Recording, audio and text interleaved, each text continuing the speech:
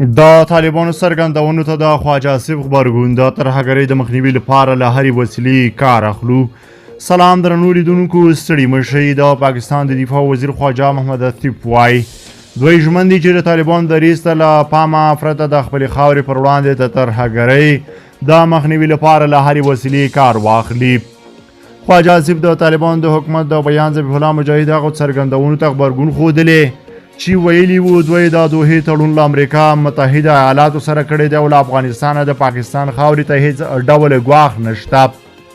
د پاکستان د دفاع وزیر د ذبیح الله مجاهد همدا څرګندونې پر خپله ټویټر پاڼه خپرې کړي او ورسره یې لیکلي دي د افغانستان دریځ ته له پاملرنې پرته به پاکستان د خپلې خاورې په وړاندې د ترهګرۍ د مخنیوي لپاره له هرې سرچینې کار واخلي. خواجه آصف زیاته کړې دوی به دا کار دې ته له پام پرته وکړي چې کابل غواړي په خپله خاوره کې وسلوال وځپي او که نه.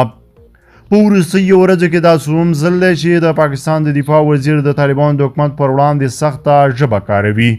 هغه پر افغانستان واکمن طالبان تورنوي چې په دې هیواد کې پاکستاني طالبانو یا TTP ته ځای ورکړی.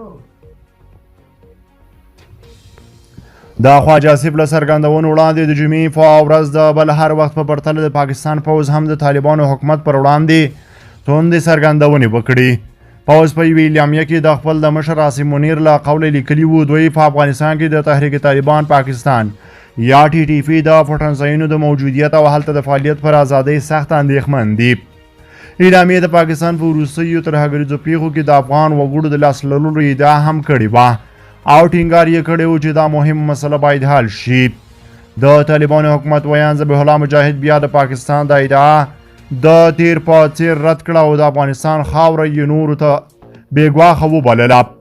له دې وړاندې هم د پاکستان د کورنۍ چارو وزیر رانا ثناءالله، د بهرنیو چارو وزیر بلاول بوټو زرداري او یو شمېر نورو چارواکو په افغانستان کې د پاکستاني طالبانو تحریک د وسلوالو په فعالیت او پټنځایونو اندېښنه ښودلې وه.